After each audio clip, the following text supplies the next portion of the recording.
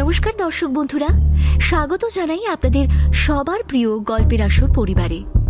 আজ আমরা আপনাদের জন্য নিয়ে হাজির হয়েছি রুদ্রদার একটি দারুণ রহস্য রোমাঞ্চ অ্যাডভেঞ্চার সিরিজের গল্প নিয়ে। লেখক রূপম রায়ের কলমে, জিম করবেটে রুদ্রদা। তাহলে আমাদের চ্যানেলকে এখনো সাবস্ক্রাইব না করে থাকলে এখনই সাবস্ক্রাইব করে নিন। আর বেশি কথা না বাড়িয়ে চলে যাব আজকের গল্পে।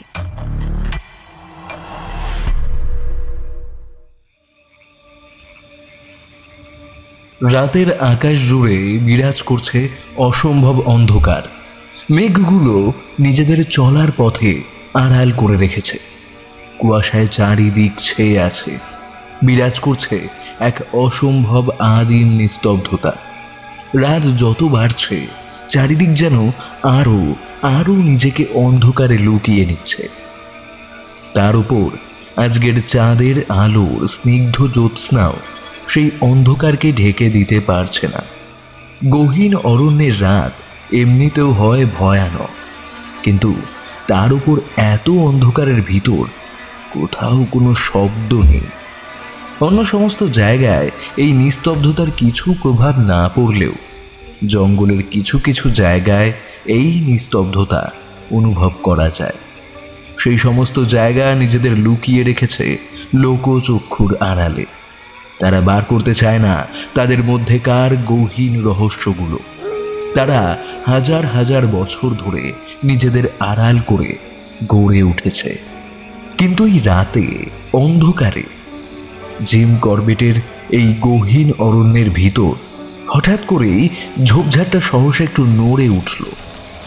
ঘাসের উপর সৃষ্টি হলো একটা খসখস শব্দ। একটু একটু করে পা ফেলে নিঃশব্দে বেরিয়ে আসে রক্তলোলুপ ভয়ানক দৃষ্টি সম্পন্ন একটা নরখাদক বাঘ। বেশ কিছুদিন ধরে সে ঠিকঠাক শিকার পায়নি। সে এখন ভীষণভাবে অভুক্ত। একটা তীব্র ভীষণ গর্জন করে সে নিজের রাগ জানান দিচ্ছে। তার চোখগুলো এখন ভীষণ অন্ধকারেও যেন উজ্জ্বলভাবে জ্বলছে। সেই চোখের দিকে তাকালে শরীরের রক্ত জল হয়ে যাবে না এমন কোনো প্রাণী নেই এই জিম করবেটের গভীর অরণ্যে। কিন্তু এমন একটা হিংস্র জীব তখনও পৃথিবীতে বেঁচে আছে যারা ভয় করে না কোনো ধরনেরই প্রাণীকে। তাদের হাতে নিজেদের অস্ত্র ওই দুনলা বন্দুকটা থাকলেই যেন মনে করে ওরাই সব কিছুর অধিপতি। তাদের লোভের কোনো শেষ নেই, কারণ নির্জন রাতেও প্রাণের তোয়াক্কা না করে তারা প্রবেশ করেছে জিম করবেটের এই ভয়ানক জঙ্গলের ভিতর, তাও গহীন অন্ধকারে।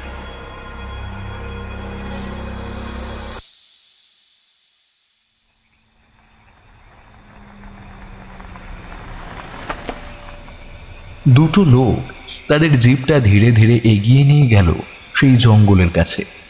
ইঞ্জিনটা থামলো গাড়ির। তাদের মধ্যে একজন ড্রাইভার, অন্যজনের হাতে একটা মস্ত দুনলা বন্দুক। ওই অভিজ্ঞ শিকারী জানে ঠিক কোথায় গেলে তার শিকারকে এসে হাতের মুঠোয় পাবে। বাঘটা তখনও ক্ষুধায় গর্জন করতে করতে একটা ঢিপির উপর বসে আছে। কিন্তু ঝোপের আড়াল থেকে হঠাৎ করেই একটা দুনলা যে তার দিকে তাক করা আছে সে বুঝতে পারল না। শিকারীর সতর্ক দৃষ্টি তখন বাঘটার দিকে নিবদ্ধ। সে একটু দূরে দাঁড়িয়েই বন্দুকটা উঁচিয়ে বাঘটির দিকে টিপ করে বন্দুকের ঘোড়াটা টিপে দিল। সঙ্গে সঙ্গে একটা গুলির শব্দ শোনা গেল, কিন্তু মুহূর্তের অসাবধানতায় গুলি লক্ষ্যভ্রষ্ট হয়ে বাঘটির শরীরে লাগার বদলে লাগলো তার ঠিক লেজে। বাঘটা ভীষণভাবে আর্তনাদ করে পুরো জঙ্গল কাঁপিয়ে একটা তীব্র গর্জন করে উঠল। শিকারী কিছু বুঝে ওঠার আগেই সেই আহত বাঘ এখন তার চোখের নিমেষে জঙ্গলের দিকে অদৃশ্য হয়ে গেল। শিকারী জানে সে তার লক্ষ্য ভুল করেছে। তার শরীর এখন রাগে আর ভয়ে জড়সড় হয়ে আসে, কারণ আহত বাঘের থেকে ভয়ানক আর নরখাদক প্রাণী এই দুনিয়ায় দুটো নেই।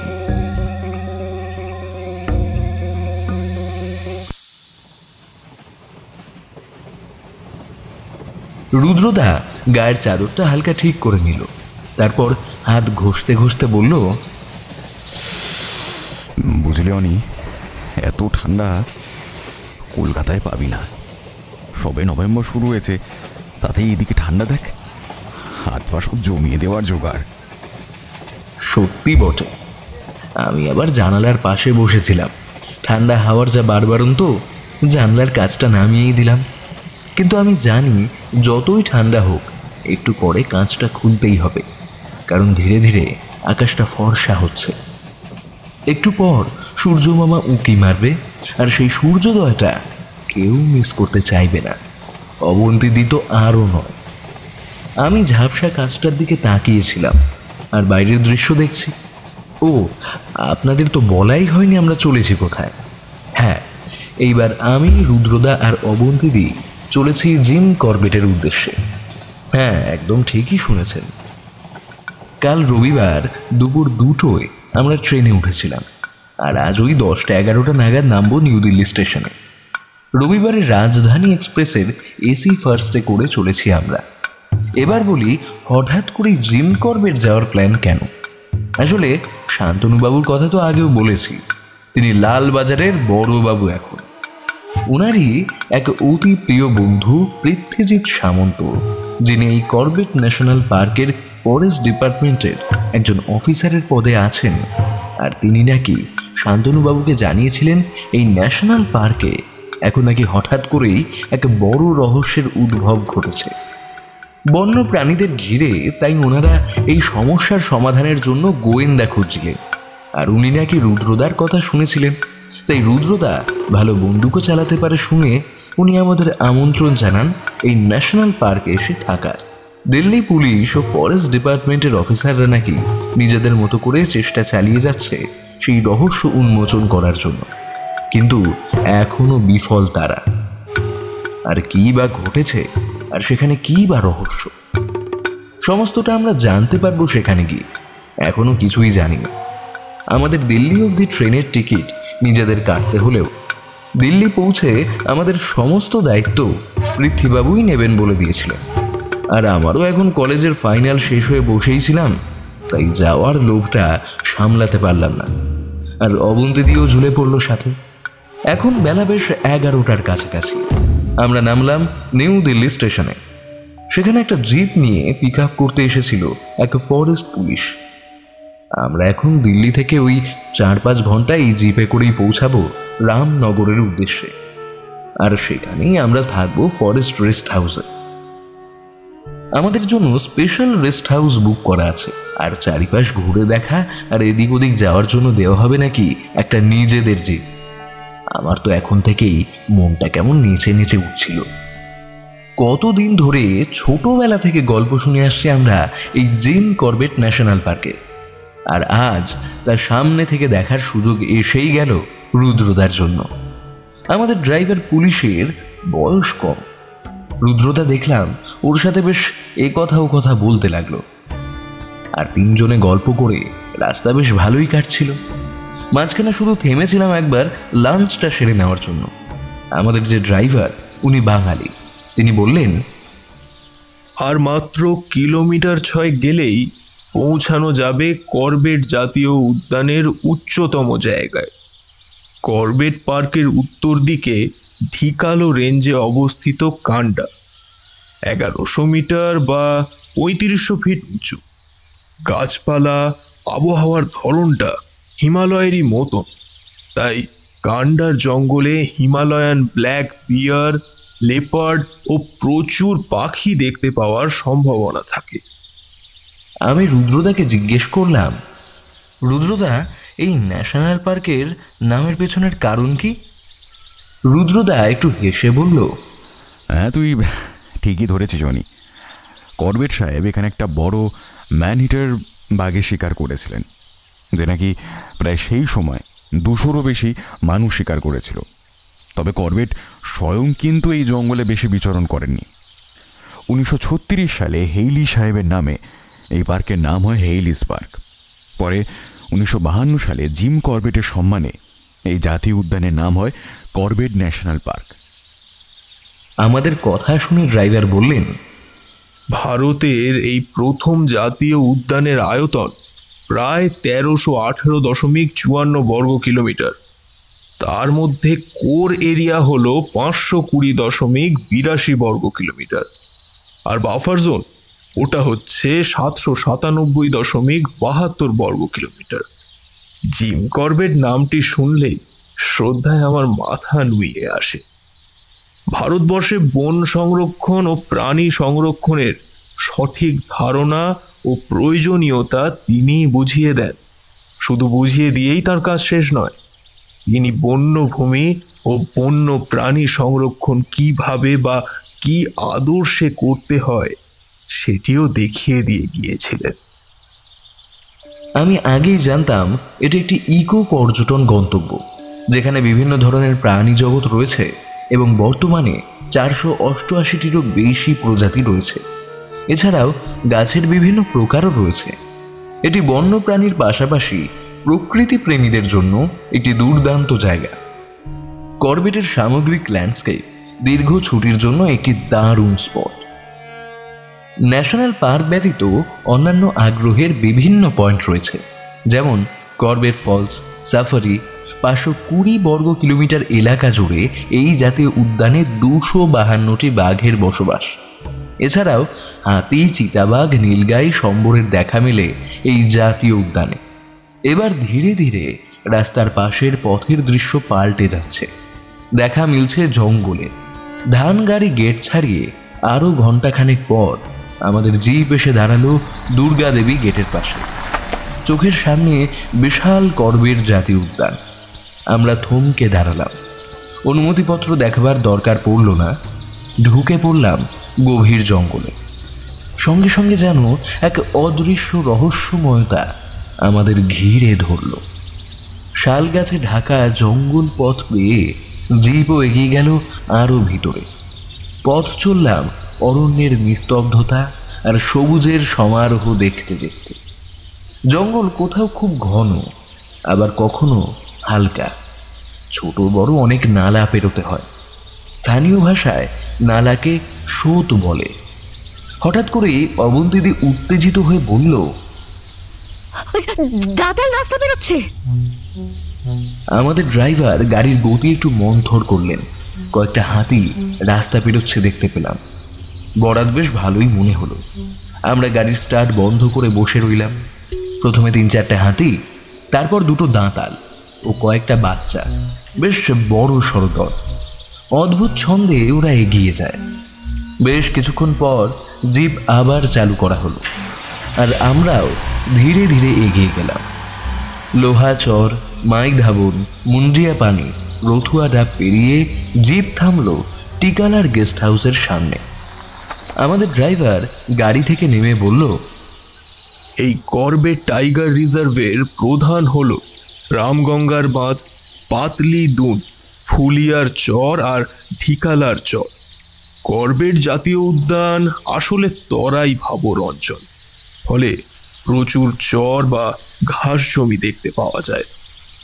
আর ঢিকালার চরকে সামনে রেখেই বন বাংলো চত্বর গড়ে উঠেছে। প্রচুর থাকার জায়গা, বিভিন্ন প্রকারের ফরেস্ট রেস্ট হাউস, পুরনো নতুন লগহাট, ডরমিটারি ইত্যাদি। এছাড়াও library, amphi theatre, canteen, office, staff quarter, রীতিমতো একটা জঙ্গল শহর। ঠিকালা ছাড়াও গৈরাল ও বিজরানিতে ক্যান্টিন আছে, ফলে সব জায়গায় খাবার দাবার নিয়ে যাওয়ার বিশেষ কোনো দরকার নেই। একজন বৃদ্ধ এসে মালপত্র ঢুকিয়ে নিয়ে গেল আমাদের। পরে জেনেছি ওর নাম হলো রামু কাকা। সে যাই হোক, বারান্দার চেয়ারে আরাম করে বসলাম আমরা 3 জনই। সারাদিন খুবই ধকল গেছে। বারান্দায় বসে বসেই নানান দৃশ্যপট চোখে পড়ে। ঘুঘু পাখিদের পোকা খাওয়ার অক্লান্ত প্রয়াস, মা হনুমান তার শিশুকে মাতৃত্বের পরম স্নেহে আগলে রেখেছে। দূরের ঘাস জমিতে কি যেন নড়ছে। দূরবীন চোখে দিয়ে দেখি কি আছে। সময় কেটে যেতে লাগলো নীরবে। বিকাল গড়িয়ে অন্ধকার নামছে করবেটের এই বিশাল জঙ্গলে। একটু পরেই রামু কাকা চা দিলেন আমাদের। ওনাকে ফরেস্ট ডিপার্টমেন্ট থেকে আমাদের রক্ষণাবেক্ষণের জন্য দায়িত্ব দেওয়া হয়েছে। রুদ্রদা কাপে চুমুক দিয়ে বলল, সুন্দরী কত শত গহীন অরণ্যের মধ্যে বসে এমন চা খাওয়ার অভিজ্ঞতা কিন্তু সবার হয় না। এটার অনুভূতি আলাদাই। অবন্তীদি বলল, তোরা থাক বাবা ওইসব নিয়ে। আমি ভাবছি কাল জঙ্গল সাফারিতে গিয়ে বাঘের দর্শন পাবো কিনা। আমি একটু হেসে বললাম, আমাদের আসার আসল কারণটা ভুললে চলবে না কিন্তু। রুদ্রদার ডাক এই গহীন অরণ্যে কি রহস্য সমাধানের জন্য পড়েছে সেটা আগে জানা দরকার। অবন্তীদি উচ্চ স্বরে বলল, আর রহস্য উন্মোচন করতে হলে তো বনে যেতেই হবে, আর তারপরেই তো দেখা পাবো বাঘ, ভাল্লুক আরো কত শত জন্তুর। আমরা কথা বলছিলাম, চা পর্ব মোটামুটি শেষ। এবার একটু মশা লাগছিল, তাই আমরা ভিতরে গিয়ে বসবো বলে ঠিক করলাম। ভিতরে গিয়ে বসতেই বাইরের গেট খোলার শব্দ পেলাম। বুটের ঠক ঠক শব্দ করে ঘরে এসে একটা ভারী গলা বলল, ভেতরে আসতে পারি? রুদ্রদা বলল, আসুন আসুন মিস্টার পৃথ্বী, আমি বুঝতেই পারছিলাম আপনি হবেন। ঘরে যিনি ঢুকলেন এনার বয়স ওই 40-এর কাছাকাছি। গায়ের রং তামাটে, পুরো শরীরের সমস্ত মাংসপেশি যেন গুনে ফেলা যায়। হাইট প্রায় 6 ফুটের কাছাকাছি, এক কথায় ফিটফাট বডি। তিনি নমস্কার জানিয়ে বসলেন সামনের চেয়ারে। মিস্টার পৃথ্বী বললেন, আপনাদের এখানে আসতে বা থাকা খাওয়ায় কোনো অসুবিধা হচ্ছে না তো? আমি রামু কাকাকে আপনাদের জন্য স্পেশালি এক্সট্রা টেক কেয়ার করতে বলেছি। রুদ্রদা নমস্কার জানিয়ে বলল, আপনি যা যা করেছেন তাই অনেক, কিন্তু এবার আপনি আমায় এখানে আসার আসল কারণটা বলুন। আমি সবিশেষ উত্তেজিত। উনি এবার একটু ভেবে নিয়ে বললেন, আচ্ছা, আপনার সিগারেট চলে তো? রুদ্রদা মাথা নাড়িয়ে হ্যাঁ জানিয়ে দিল। পৃথ্বীবাবু এবার ওর সিগারেটের প্যাকেট থেকে একটা বার করে খানিকটা ধোঁয়া ছেড়ে বলা শুরু করলেন, হ্যাঁ রুদ্রবাবু, শুনুন তবে। আপনি তো জানেনই এইসব এত বড় ধরনের ন্যাশনাল পার্কে হাই সিকিউরিটি থাকে, কিন্তু এই সুবিশাল জঙ্গলে এই সিকিউরিটি থাকলেও পুরোটা কোনোভাবেই মেনটেন করা পসিবল হয় না। আর সেই সুযোগটা কাজে লাগায় কিছু অসাধু শিকারীরা।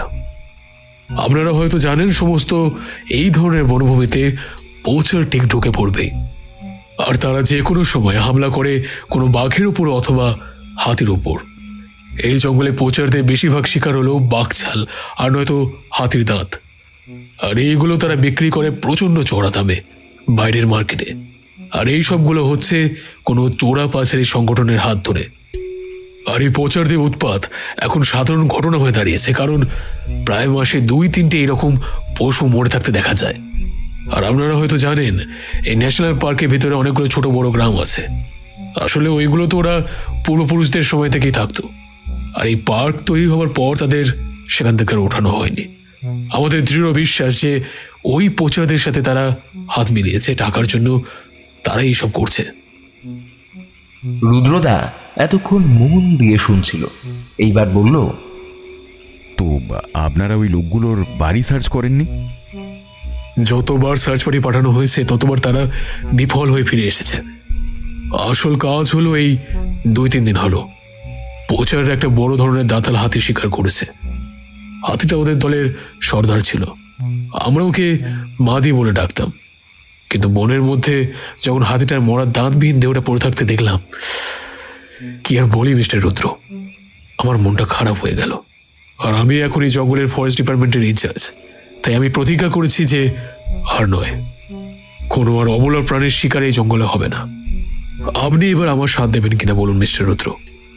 আমার দৃঢ় বিশ্বাস যে এই হাতির দাঁতটা এখনো চোরা শিকারীরা এই জঙ্গলের মধ্যে কোথাও লুকিয়ে রেখেছে। ওরা ওটাকে নিয়ে যেতে পারেনি একটা বাঘের জন্য, আর এটাই হলো বড় রহস্য। কারণ এই চোরা পাচার এই সংগঠনের খোঁজ পেয়ে গেলেই আমরা তাদের ধরতে পারবো, আর তখন এই ধরনের চোরা শিকার বন্ধ হবে। আর মানে রুদ্রদা মাথা নেড়ে সম্মতি জানিয়ে বলল, অবশ্যই অবশ্যই আপনি আমার পাশে পাবেন। তবে আপনার মুখ দেখে মনে হচ্ছে আর একটা কিছু আপনি বলতে চাইছেন। দেখুন, আপনি নির্দ্বিধায় বলতে পারেন, কিন্তু আমি আমার যথাসাধ্য চেষ্টা করব আপনাকে হেল্প করার। মিস্টার পৃথ্বী দেখলাম একটু ইতস্তত করে বললেন, এই ধরুন 1 সপ্তাহ আগের কথা, ওই রকমই একটা পোচারদের দল হয়তো রাতের অন্ধকারে জঙ্গলের ভেতরে ঢুকেছিল বাঘ শিকার করতে। আসলে বাইরে বাঘ ছালের কতটা ডিমান্ড আপনারা জানেন। সেই মতন রাতের বেলা পোচাররা বাঘটাকে মারার চেষ্টা করে আর গুলি ছোড়ে, কিন্তু সেই গুলিতে বাঘ না মরলেও জখম হয় সে। আর আমরা সোর্স দিয়ে জানতে পেরেছি বাঘটির লেজে ওই গুলিটা লেগেছিল। আর আপনারা জানেন আহত বাঘ কতটা ভয়ানক। এই নিয়ে প্রায় 3জন মানুষকে ওই বাঘটা হত্যা করেছে। আমাদের এই জিম করবেট ন্যাশনাল পার্কের ছাদ খোলা জিপে এই টুরিস্ট সাফারি করা হয়। তবে ওই ঘটনার পর সাফারি 3-4 দিন হলো বন্ধ রাখা হয়েছে। আমাদের প্রথম কাজ হলো সে আহত বাঘটাকে ধরা, তার চিকিৎসা করা। আর যদি তা না হয়, ওকে মেরে ফেলা ছাড়া আমাদের হাতে আর কোনো রাস্তা থাকবে না। বাঘটা এতটাই ধূর্ত যে কোনোবারই সে ফরেস্ট অফিসারদের ধরা দেয় না। আমরা অনেক চেষ্টা করছি, কিন্তু কিছুতেই ওকে বাগে আনতে পারলাম না। আমি শুনেছি শান্তনু বাবুর থেকে আপনার বন্দুক চালানোর হাতের কথা। আপনিও এবার আমাদের সাথে যাবেন ওটাকে ধরতে। রুদ্রদা একটু উত্তেজিত হয়ে এসে বলল, বা এই যে খুদ বাঘ শিকারের প্রস্তাব। তবে আমি মনে করি বাঘটাকে আমাদের জ্যান্ত ধরাই উচিত, কারণ ওকে সঠিক চিকিৎসা দিতে পারলে হয়তো সে সুস্থ হয়ে উঠবে। তবে আপনারা ওকে পাচ্ছেন কোথায়? সে আপনাকে চিন্তা করতে হবে না রুদ্রবাবু। বনের এদিক ওদিক সবসময় ফরেস্ট অফিসারদের কড়া নজর আছে। ওরাই খবর দিয়ে দেবে বাঘটাকে লাস্ট কোথায় দেখা গিয়েছিল। আপনাদের ও নিয়ে চিন্তা করতে হবে না। ভদ্রলোক উঠে নমস্কার জানিয়ে বেরিয়ে গেলেন। আমরা ওনাকে এগিয়ে দিতে গেলাম বাইরের গেট অবধি, কিন্তু উনি যাওয়ার পর থেকেই রুদ্রদার মুখে কোনো কথা নেই। ও কিছু একটা মনোযোগ দিয়ে ভাবছে। রাতে খাওয়ার টেবিলেও রুদ্রদা দেখলাম একেবারে চুপচাপ। তাই আমি আর অবন্তিদি দুইজনেই খাওয়ার শেষে একটু হাঁটতে বেরোলাম আমাদের কটেজের পিছন দিকের ফাঁকা জায়গাটায়। আসলে পুরো জায়গাটাই জঙ্গল, আর এই দিকটা কাটা তার দিয়ে ঘেরা, যাতে কোনো বন্য প্রাণী এই কটেজের কাছে না আসতে পারে।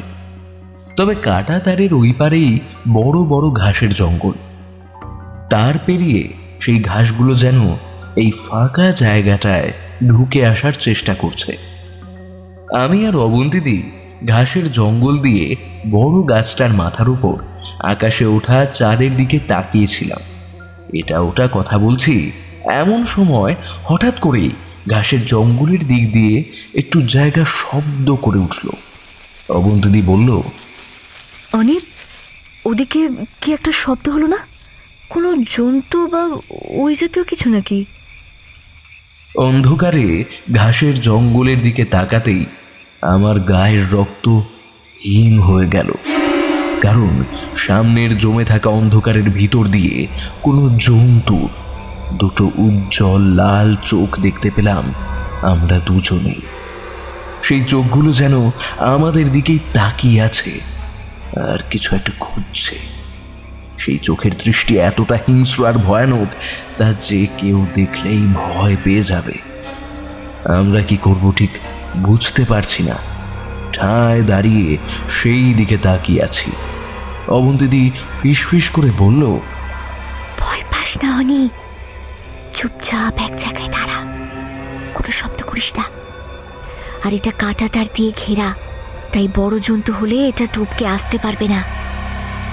সেই সময় চট করে ওই দুটো আগুনের মতো জ্বলতে থাকা চোখগুলো সেইখান থেকে যেন সরে গেল, আর ঝোপটার মধ্যে যেন কিছুটা ভারী জন্তু শব্দ করে পালালো। আমরাও একটু হাফ ছেড়ে বাঁচলাম। এমন সময় রামু কাকার চিৎকারে রুদ্রদা দরজার কাছে এসে দাঁড়িয়েছে। রামু কাকা আমাদের দিকে তাকিয়ে একটু হাসল, তারপর বলল, সব এ জঙ্গল আছে, এখানে হামেশাই বড় বড় জানোয়ার ঘুরে বেড়ায়, আপনারা সামলে থাকেন। এখানকার বাঘও ডেঞ্জারাস হয়, আর জখমি বাঘটাও এখানে ওখানে জঙ্গলে ঘুরে বেড়াচ্ছে। ওটা এখন যাকে সামনে পাবে তাকেই মারবে। তাই আপনারা পারলে যত তাড়াতাড়ি সম্ভব এখান থেকে চলে যান, বুঝলেন? তাতে আপনাদেরই মঙ্গল। জঙ্গল কিন্তু ভালো জিনিস নয় বাবুরা। একটা আলতো হাসি দিয়ে লোকটা দরজা পেরিয়ে আমাদের কোয়ার্টারের দিকে চলে গেল। রুদ্রদা ব্যাপারটা দেখে বলল, স্ট্রেঞ্জ, লোকটাকে দেখে তো সাধারণ কাজ করার মানুষ মনে হচ্ছিল, তবে ও মনে হয় কিছু জানে, তাই যত তাড়াতাড়ি আমাদের এখান থেকে সরিয়ে দিতে চাইছে। হঠাৎ করেই এমন সময় আমরা কোয়ার্টারের দিকে পা বাড়াবো, অতি দূরে জঙ্গলের দিক থেকে ভেসে এলো হাড় হিম করা একটা বাঘের গর্জন। আমি কোনোদিন এতটা স্পষ্ট, তাও জঙ্গলের মধ্যে, বাঘের গর্জন শুনিনি। আজ যেন ওটা শুনে হাত পা ভয়ে জড়সড় হয়ে এলো।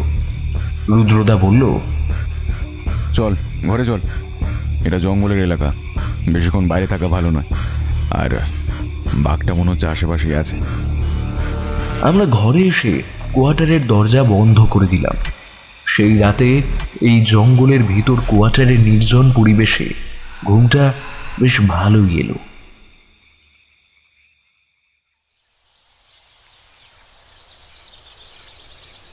পরের দিন সকালে ঘুম ভাঙল রুদ্রদার ডাকে। অনি, অনি, এই অনি, আরে ওট ওট ওট, চল তৈরি হয়ে নে, আজ একটু বেরোতে হবে। পৃথ্বীবাবুকে আসতে বলাই ছিল, উনি গাড়ি নিয়ে এলো বলে। নিয়ে তাড়াতাড়ি তৈরি হয়ে নে অনি। যেমন বলা তেমনি কাজ। আমি উঠে ব্রেকফাস্ট করে তৈরি হচ্ছি, এমন সময় বাইরে জিপের শব্দ শোনা গেল। বুঝতে পারলাম পৃথ্বীবাবু এসে গেছেন। আমরা সবাই তৈরি, অবন্তীদিও আমাদের সাথেই চলল। পৃথ্বীবাবু দেখলাম ড্রেস পরে একদম তৈরি, আর ওর কাঁধে ঝুলছে একটা বন্দুক। ওই গাড়িটার পেছনে আরও একটা জিপে 3 জন বন্দুকধারী জঙ্গল পুলিশও দেখতে পেলাম। রুদ্রদা হাসি মুখে এগিয়ে গিয়ে হ্যান্ডশেক করে বলল, বাহ, পুরো ফোর্স নিয়ে বেরিয়েছেন দেখছি আজ। তবে আমি প্রথমে ওই জায়গায় যেতে চাই যেখানে হাতিটাকে মারা হয়েছিল। আমরা প্রথম জিপটায় বসতেই গাড়ি ছেড়ে দিল। পৃথ্বীবাবু বললেন, আসলে রুদ্রবাবু, বাঘটার উৎপাতে প্রায় সব সাফারি টুরিস্ট গাড়ি বন্ধ করা আছে, আর ওই বাঘটা জখম হওয়ার পর থেকে ওটা এখন ম্যান ইটার, যখন তখন হামলা করে দিতে পারে। তাই আমরা তৈরি হয়ে বেরিয়েছি। আর এ নিন, এটা আপনার জন্য, আমারটাও একই। তবে পেছনের গাড়িতে যারা আছে তাদেরগুলো আসল। বাঘ বেগরবাই করলে ওটাকে শেষ করা ছাড়া আমাদের হাতের কোনো উপায় থাকবে না। বলে রুদ্রদার হাতে তুলে দিল একটা অদ্ভুত রকমের বন্দুক, বেশ বড় ধরনের। আমি ওটা কি জিজ্ঞেস করায় ও বলল, এটা হলো ট্র্যাঙ্কুইলাইজার গান। এটা দিয়ে জঙ্গলের পশুকে যদি গুলি মারা হয় তবে তাদের শরীরে প্রবেশ করে ঘুমের ওষুধ। আর এইভাবে কোনো হিংস্র পশুকে তুমি না মেরেও তাকে কিছুক্ষণের জন্য ঘুম পাড়িয়ে দিতে পারবে। আমি বন্দুকটা হাতে নিয়ে একবার দেখলাম, তারপর রুদ্রদা ওটা আমার হাত দিয়ে নিয়ে নিল। রুদ্রদা এবার পৃথ্বীবাবুকে বলল, আচ্ছা, আপনি বলছেন যে কাছের স্থানীয় মানুষরা এইসব ঘটনার সাথে যুক্ত আছে, তাই তো? আর রামু বলে লোকটা যে আমাদের কটেজে কাজ করার জন্য আছে, ও কি ওই মানুষদেরই একজন? পৃথ্বীবাবু একটু মাথা নেড়ে বলল, হ্যাঁ, এইখানের স্থানীয় মানুষরাই তো আমাদের এইখানে সব কাজগুলো করে দেয়, যেমন 5 মাস খাটা আমাদের, আর এই টুরিস্ট জিপগুলো চালানো, প্রয়োজনীয় দুধ বা খাবার সরঞ্জাম নিয়ে আসা, এই সব কিছু আর কি। রুদ্রদা চমকে উঠে বলল, আর আপনাদের অফিসেও কাজ করে মানে? এরা আপনাদের মধ্যে হওয়া খবরাখবর সবই পায় তার মানে, আশা করি। আর এরা ছোট থেকেই এখানে মানুষ, তাই জঙ্গলের কোনা কোনা এরা চেনে, তাই তো? পৃথ্বীবাবু সম্মতি জানিয়ে বললেন, ঠিকই বলেছেন আপনি। ভিতরে খবর পাচার হলে কি আর করে যাবে বলুন। রুদ্রদা গাড়িতে আর কিছু বলল না। আমরা ততক্ষণে রাস্তায় পেছনে ফেলে চললাম রাম গঙ্গা নদীর শুকনো শাখাটিকে। এখানে ওই রকম অনেক শুকনো পাথর বেছানো নদীর চর দেখা যায়, তবে বর্ষাতেই ওই অংশগুলিতে জল থাকে। আমরা আর কিছুক্ষণের মধ্যেই একটা ফাঁকা তৃণভূমির কাছে পৌঁছালাম, আর সেইখানেই মাঝ বরাবর একটা মস্ত বড় হাতির মৃতদেহ পড়ে আছে। আমরা বুঝলাম এটাই সেই মৃত হাতিটা। গাড়ি থামতেই আমরা এগিয়ে গেলাম। কি বিশ্রী একটা দুর্গন্ধ বের হচ্ছে পুরো জায়গাটা জুড়ে। প্রায় 2 দিনের মরা দেহ, এটাই স্বাভাবিক। কিন্তু হাতির মুখের কাছের জায়গাটা দেখে আমার মনটা খারাপ হয়ে গেল, কারণ এই মুখেই হয়তো 2 দিন আগে দাঁত নিয়ে হাতিটা গর্ববোধ করছিল, আর সেই সুন্দর দাঁতের জন্যই প্রচাররা প্রাণ নিল তার। রুদ্রদা বডিটার দিকে না গিয়ে সোজাসুজি পাশে থাকা ছোটখাটো ঝোপগুলোর দিকে এগিয়ে গেল। একবার যেন নিচু হয়ে কিছু কুড়ুতেও দেখলাম। তারপর ফিরে এসে বলল, চলুন পৃথ্বীবাবু, এবার যাও যাক। ঠিক এমন সময় রুদ্রদার চোখ গেল ঘাসের জমিটা দিয়ে একটু দূরে অবস্থিত একটা গাছের দিকে। আমরাও সেই দিকে তাকিয়ে দেখি গাছের ডালের উপর চুপচাপ বসে একটা বছর 12-13 একটা ছেলে। সে এতক্ষণ আমাদের দিকেই তাকিয়েছিল। তা দেখে রুদ্রদা ওই গাছটার দিকে এগিয়ে গেল। ছেলেটা দেখলাম বেশ চনমনে। গাছের এই ডাল ও ডাল পেরিয়ে নেমে এলো মাটিতে। রুদ্রদা ওকে বলল, তোমার নাম কি, আর এই জঙ্গলের ভেতর একা কি করছো? রুদ্রদার কথায় ছেলেটা উত্তর না দিয়ে হাতিটার দিকে আঙুল দেখিয়ে বলল, ওরা ওকে মেরে ফেললো বটে, ওরা কাউকে ছাড়বি নে, ওদের নজর পেরিয়ে কোনো পশু বাঁচবে নে। আমি বুঝলাম ছেলেটা স্থানীয়, এইখানেই কাছে পিঠে কোথাও ওর বাড়ি। হয়তো সে জঙ্গলের প্রাণীদের খুবই ভালোবাসে, আর হাতিটার এমন নির্মম পরিণতি দেখে মন খারাপ হয় এখানে সে বসে আছে।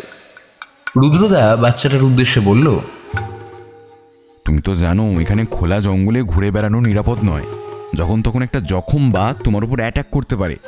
তার থেকে বরং তুমি আমাদের গাড়িতে চলো, তোমায় আমরা গ্রামে ছেড়ে দিই।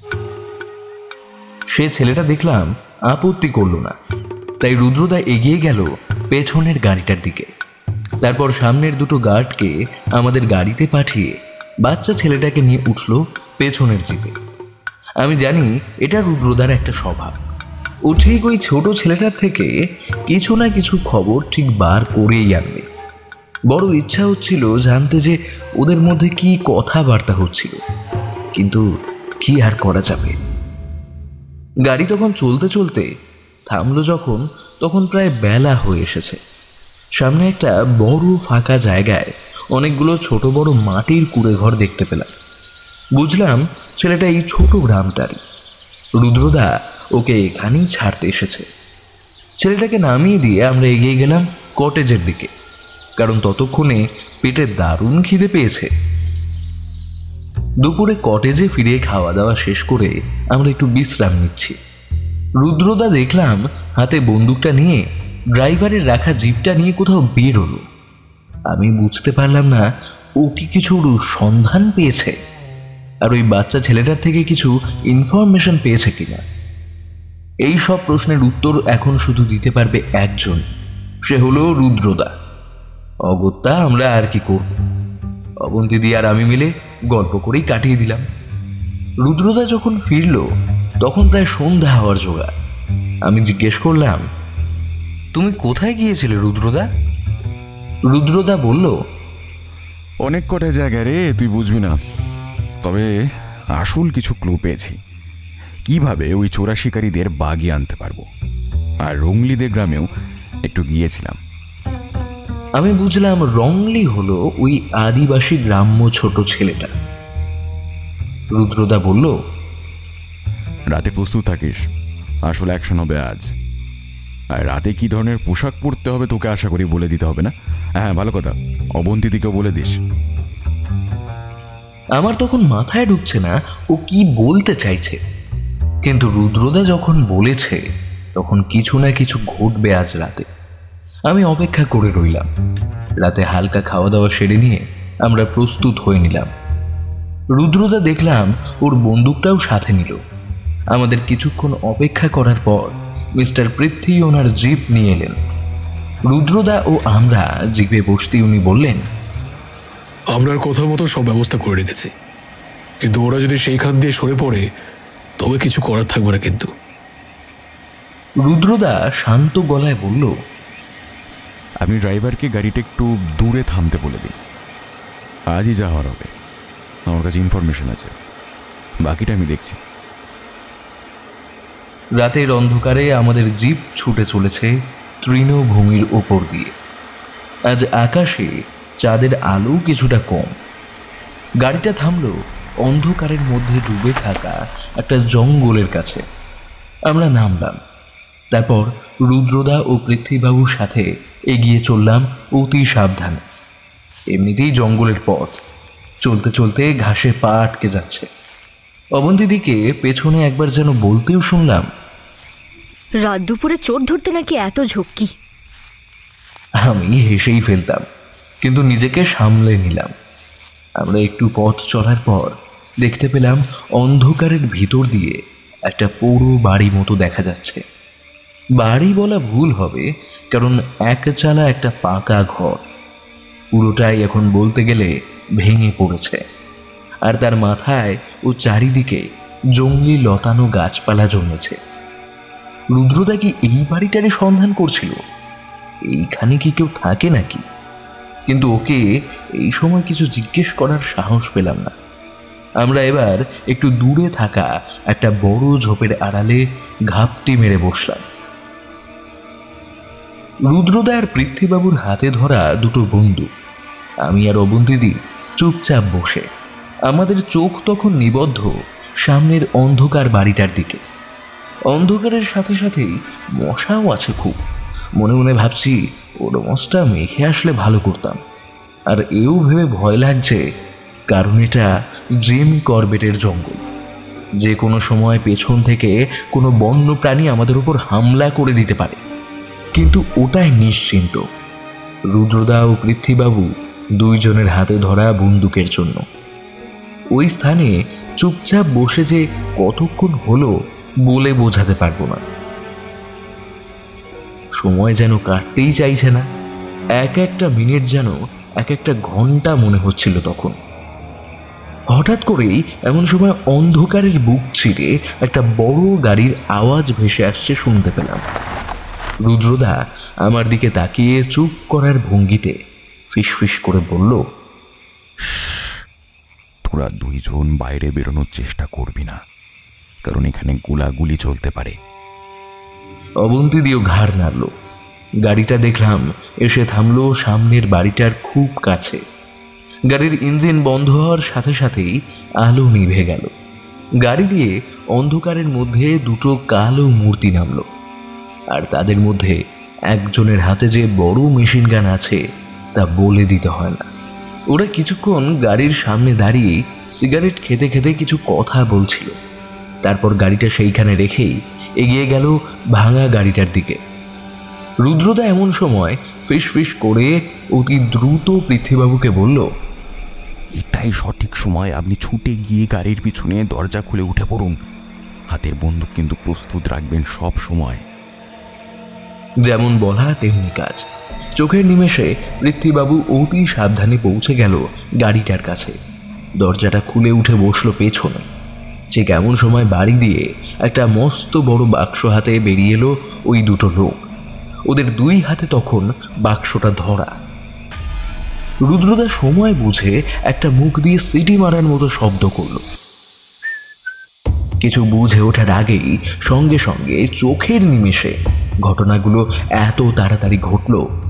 শব্দ শোনা মাত্র জঙ্গলের ভিতর দিয়ে বেরিয়ে এলো প্রায় 10-12 জন লোক।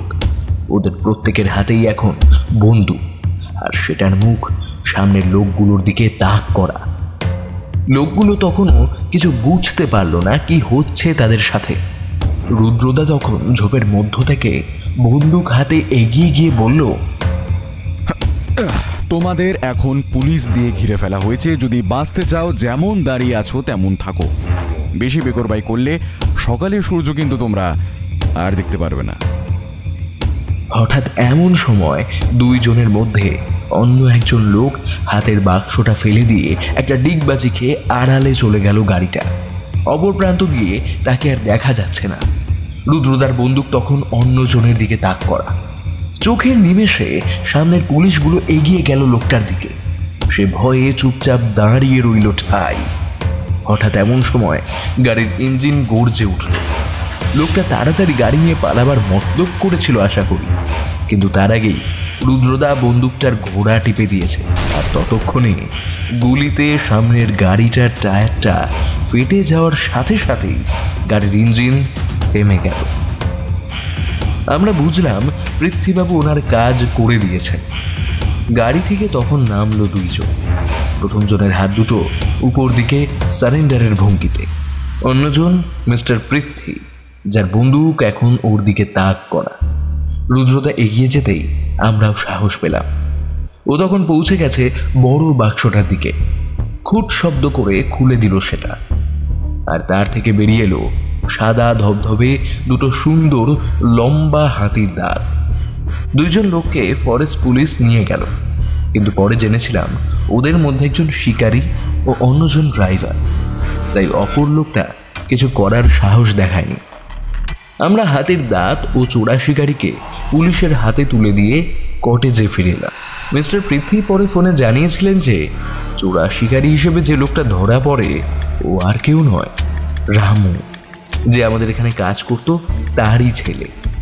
ওকেও পুলিশে তুলে নিয়ে গেছে। আমরা ফিরে আসতেই আমি রুদ্রদাকে বললাম, আচ্ছা রুদ্রদা, একটা কথা বলো, তুমি সবটা জানলে কিভাবে যে হাতির দাঁতটা ওই পোড়ো বাড়িতেই আছে? রুদ্রদা একটু হেসে বলল, রংলি নামের যে আদিবাসী ছেলেটাকে দেখেছিলি, জায়গাটার খোঁজ আমায় ওই দেয়।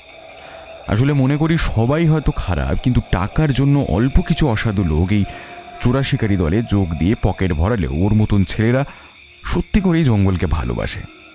সে আমায় জানিয়েছিল যে ওই পুলিশদের পুরনো ভেঙে পড়া কোয়ার্টারে দুটো লোককে সে ঘুরঘুর করতে দেখেছে। তাই আমি দুপুরে ওকে সাথে নিয়ে জায়গাটা দেখে আসি। সেখানেই লুকানো হাতির দাঁত দুটো খুঁজে পাই।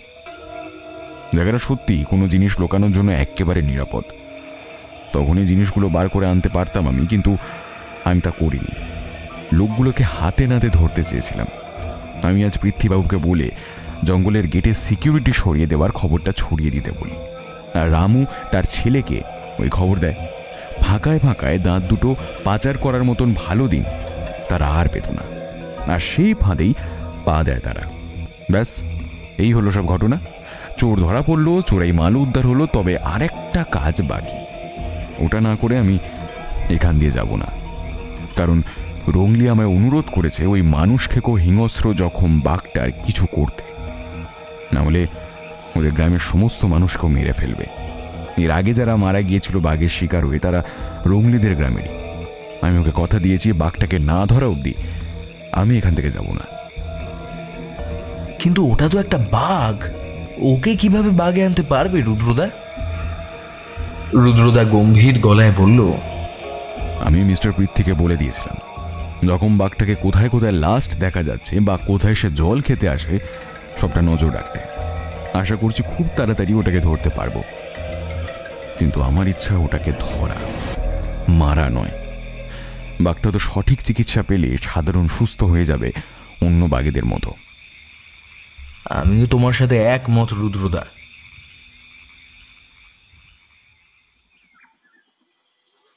পরের দিন সকালে ঘুম থেকে উঠতে একটু দেরি হলো।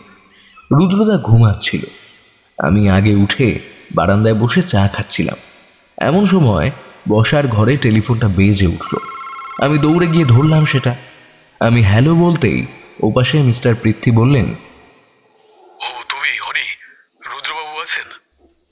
আমি তৎক্ষণাৎ বললাম, রুদ্রদা একটু ঘুমোচ্ছে, খুব দরকার কি? আমি তাহলে তুলে দেব।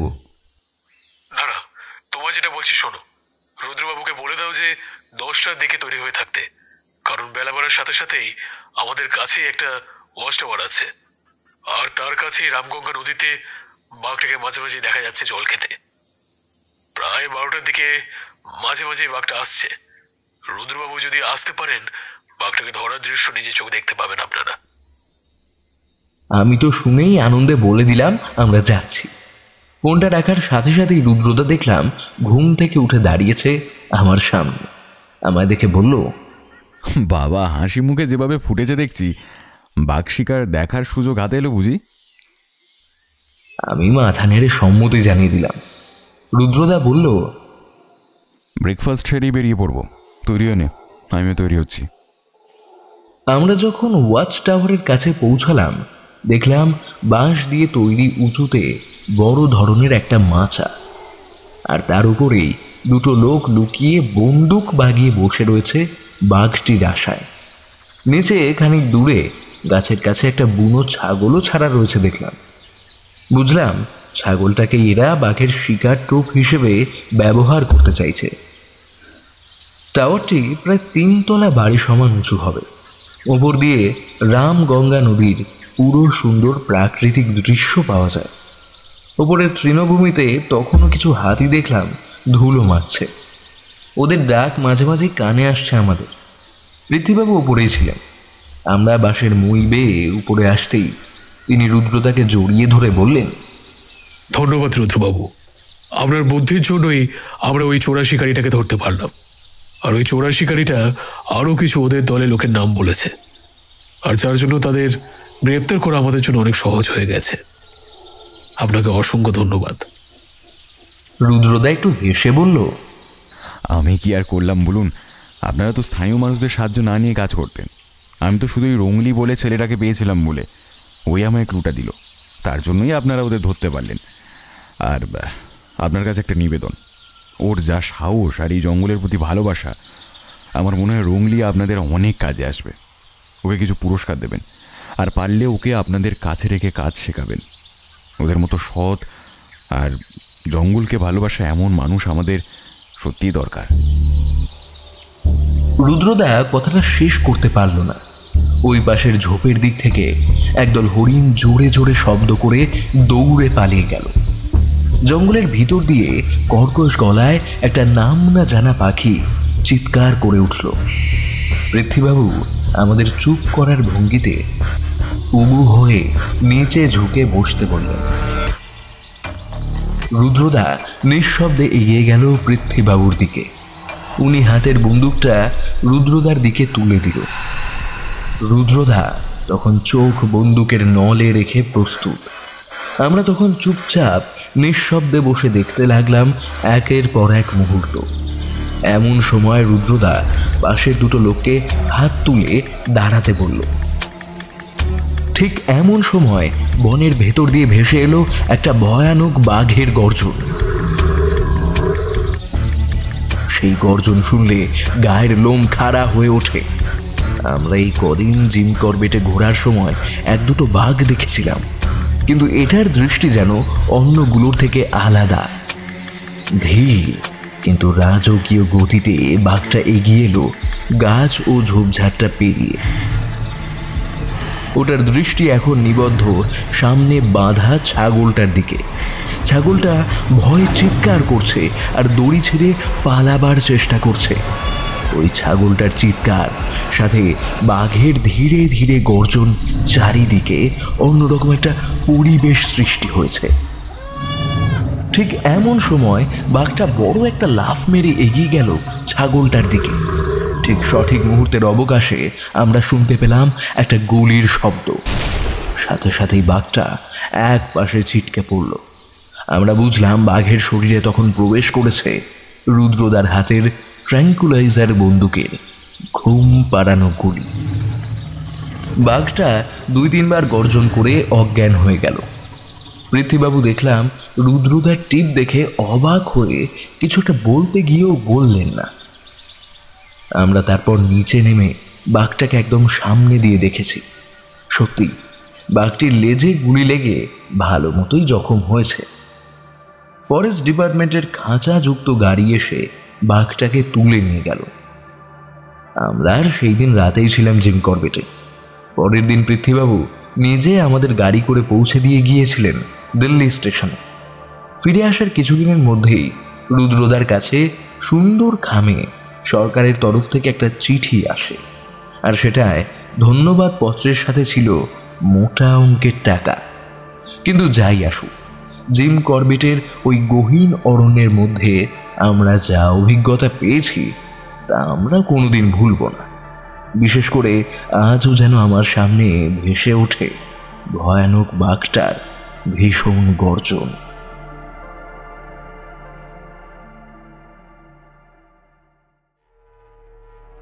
আপনারা এতক্ষণ শুনছিলেন লেখক রূপম রায়ের কলমে জিম করবেটে রুদ্রদা। পরের সপ্তাহে গল্পের আসরে আবার আড্ডা বসবে নতুন কোনো গল্প নিয়ে। তাই সবার প্রথমে আমাদের পরিবারের গল্পের নোটিফিকেশন পেতে সাবস্ক্রাইব করে দিন আমাদের গল্পের আসর পরিবারকে। ধন্যবাদ।